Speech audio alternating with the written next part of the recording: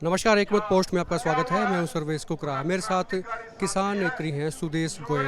हांसी में धरना चल रहा है किसानों का और ये ऐलान किया गया था कि आज एसपी ऑफिस का घेराव करेंगे। दो तरह की मांगे हैं। एक तो जो कुलदीप राणा है इस वक्त जिंदल अस्पताल में दाखिल है, जिंदगी मौत से जूझ रहा है, उस पर जिसने हमला किया, जिसने मारपीट की, जिसकी वजह से ये सब हुआ, उन पर मुकदमे दर्ज हों। उसमें बीजेपी सांसद रामचंद्र जांगड़ा का भी नाम लिया जा रहा है। और दूसरा ये कि जिन दो किसानों पर मुकदमे दर्ज हुए थे वो खारिज की जाए। ये दो मांगे हैं। पहले तो जो कुलदीप राणा है सुदेश जी, उसको पुलिस की तरफ से कहा गया कि इसको तो मिर्गी आती थी।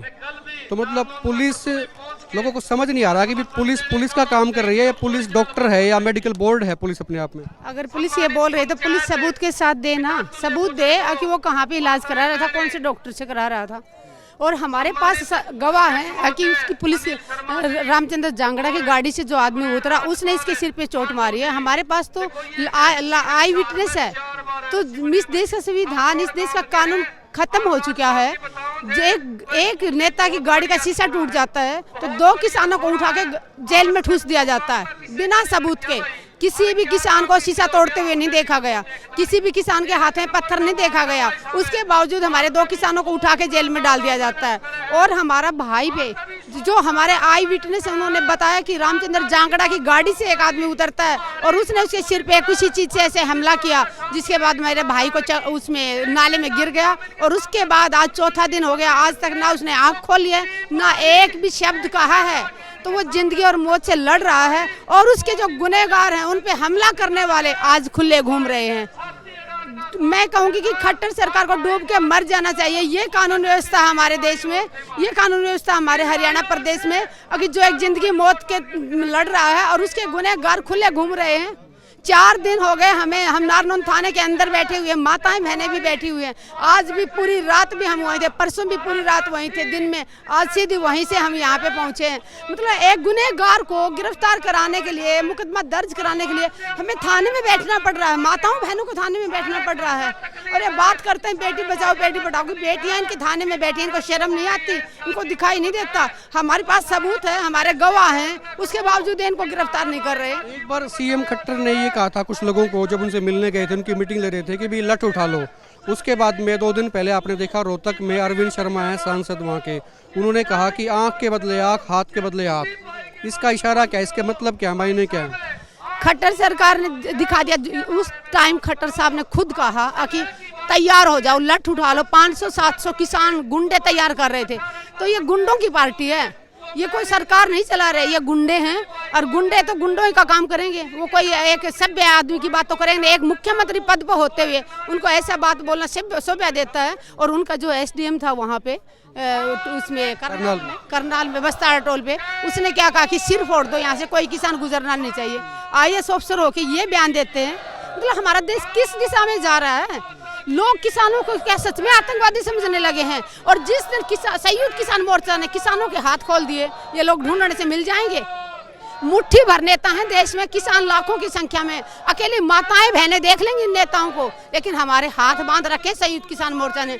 संयुक्त किसान मोर्चा गांधीवाद बना हुआ है कि भाई एक गाल पे थप्पड़ मारे तो दूसरी आगे अड़ा दो। और मैं बार बार अपील कर चुकी संयुक्त किसान मोर्चा से, कितने दिन तुम गांधी बने रहोगे? आज नहीं तो कल भगत सिंह बनना ही होगा। क्योंकि हम जितनी नरमी दिखाते हैं, जितना हम अपने हाथ बांधने की कोशिश करते हैं, ये हमारे अनुशासन को, किसानों के अनुशासन को ये हमारी कमजोरी समझने लगे हैं।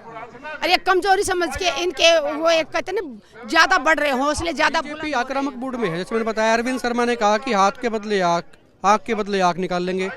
मनीष ग्रोवर की तरफ अगर किसी ने देखा तो कहते आंख निकाल लेंगे, हाथ उठाया तो हाथ काट देंगे।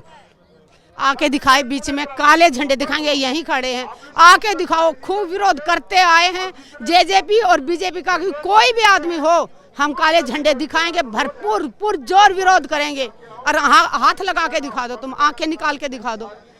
हम ऐसे गांधी बने रहेंगे, लेकिन अगर जरूरत पड़ी तो हम भगत सिंह और हम बन सकते हैं, तो ये भूलना नहीं। और वो आंख निकालने की बात करते हैं, हाथ काटने की। मतलब हमारा समाज, हमारी सरकार नाम की कोई चीज़ नहीं रही। पूंजीपतियों के इशारे पर नाचने वाले भाड़े के गुंडे बने हुए हैं। ये मुख्यमंत्री कहीं से लगते हैं? वो ऐसे लग रहा है कि गुंडा है, कोई बिठा दिया कुर्सी पे लाके और वो बस उनकी भाषा बोल रहा है जो वो बोल रहे हैं, जानबूझ के किसानों को उग्र करने के लिए, किसानों को उकसाने के लिए। वो हम अनुशासन में 11 महीने से बैठे हुए हैं, शांतिपूर्ण ढंग से बैठे हुए हैं, कोई हमने ऐसा काम नहीं किया जिससे हमारे किसानों को किसी को नुकसान पहुंचाया हो। हाँ, झूठे इल्ज़ाम हमारे ऊपर बहुत आए। सिरसा में भी हमारे ऊपर इल्ज़ाम लगाया कि हमने उसके क्या गंगुआ की गाड़ी का शीशा तोड़ा। कल भी परसों भी हमारे ऊपर ये इल्ज़ाम लगा कि हमने शीशा तोड़ा, बट इनके पास कोई सबूत नहीं है। बिना सबूत के 5 भाइयों पे देशद्रोह का मुकदमा करके सिरसा में इन्होंने गिरफ्तार किया। उसके लिए हमारे भाई ने बलदेव सिंह सिरसा ने भूख हड़ताल करनी पड़ी, तब जाके उनको छोड़ा गया। आज हमारे भाइयों को 2 को उठा लिया और उनके ऊपर धारा 307 लगाई है। अरे जो मौत के मुंह में गया हुआ है उन लोग, वो गुनहगार कहाँ घूम रहे हैं, उनको गिरफ्तार क्यों नहीं कर रहे? धारा 307 और 302 का तो उन पे लगना चाहिए ना। आज मेरा भाई बोला नहीं है, उम्मीद डॉक्टर बोलते हैं 5% उम्मीद है बचने की। अगर उसको कुछ हो जाता तो कौन जिम्मेवार है उसका? तकलीफ बहुत होती है, बहुत दुख होता है। फिर हम कितने दिन तक सच में गांधीवाद बने रहेंगे? कितने दिन तक? सहन शक्ति की एक सीमा होती है, और जिस दिन किसानों की सहन शक्ति खत्म होगी ना, बहुत बड़ा नुकसान हो जाएगा। और ये खट्टर चाहता भी यही है। खट्टर चाहता है कि 36-1 का करवा के लड़ाई करवाना चाहता है। हर जगह जाति को बीच में घुसा के लाता है। जांगड़ा उस दिन आया तो वो कहते कि जाति के नाम पे हमें करना चाहिए। हमने किसी भी जाति से, किसी भी धर्म से, हम सबको एक नज़र से देखते हैं। 11 महीनों में जितने भी हमारे महान पुरुषों की जयंती आई, महान पुरुषों की पुण्यतिथि आई, हमने सबको बराबर मान सम्मान दिया है। सभी स्टेजों पे उनका मान सम्मान किया गया है। चाहे वाल्मीकि जी हों, चाहे हमारे भीमराव अंबेडकर जी हों, गुरु नानक जी हों, हर किसी का हमने उनकी जयंती भी मनाई है, उनकी पुण्यतिथि भी मनाई है। ये जातियों में क्यों बांटने की कोशिश कर रहे हैं? खट्टर साहब कोई नया तरीका लेके आइए। ये पुराना हो गया तुम्हारा जाति में बांटने वाला। बहादुरगढ़ में एक ब्राह्मण भाई ने आत्महत्या कर ली थी, तब इन्होंने दिखा दिया था कि उनका पंडितों का और जाटों का करना चाह रहे थे। तब वो शुक्र है भाई ने मरने से पहले एक वीडियो बना दिया और खुद कबूल कर लिया कि वो अपनी मर्जी से तेल डाल रहे हैं। अब ये जांगड़ा वाला भी यही, जांगड़ा परिवार के कितने सारे लोग कल हमारे नारनौल थाने में हमारे साथ सारी रात धरने पे बैठे हुए थे। वो 11,000 का वो समर्थन भी देखे गए हैं कि भाई के इलाज के लिए पैसा भी देखे गए हैं। तो जांगड़ा परिवार से, किसी भी परिवार से हमें कोई दुश्मनी नहीं है, और दुश्मनी हमें किसी एक नेता से भी नहीं है, बीजेपी सरकार से भी नहीं। बीजेपी सरकार की जो गलत नीतियां हैं, हम नीतियों के खिलाफ हैं। जो ये गलत नीतियां लाते हैं ना, इनकी नीतियां खराब है। ये अभी लॉकडाउन का बहाने से कितने सारे जो कानून लाए हैं, एक भी कानून जनता के हित में नहीं है। एक भी कानून, सारे के सारे कानून जनता को खत्म करने के लिए हैं। चाहे वो किसान हो, युवा हो, युवाओं की पढ़ाई खराब करते जा रहे हैं, बेरोजगारी बढ़ती जा रही है, रोजगार छीनते जा रहे हैं। कर क्या रहे हैं ये? मिला के ये थे सुदेश गोयल, कह रहे हैं कि सरकार जो है मुद्दों से ध्यान भटकाना चाहती है, इसलिए मुद्दों पे नहीं है। और इनका ये भी कहना है कि गुनहगार बाहर घूम रहे हैं और किसानों पर मुकदमे दर्ज किए जा रहे हैं। ऐसा नहीं होगा। ये कह रहे हैं जाति बर्दाश्त नहीं होगी, इम्तिहान ना ले। ये जी, जैसे कुछ दिन पहले हांसी में किस खाद के लिए छापामारी किया गया।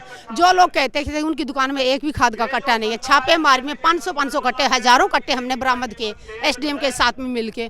तो आने वाले समय में भाइयों, आज तो आप लोग सोच रहे होंगे ये जो खाद की मारामारी हो रही है, किसान को जरूरत है, किसान दर भटक रहा। लेकिन आने वाले समय में अगर आज पूरा देश नहीं जागा ना, ये जो गोदाम की खाद के गोदाम भरे ना, आने वाले समय में अनाज के गोदाम भरे होंगे और सारी दुकानों पर बोला जाएगा कि अनाज खत्म हो गया। और जो 19 रुपए किलो गेहूं है वो आपको 200 रुपए किलो मिलेगा। 30 रुपए किलो आटा वो 300 रुपए किलो मिलेगा।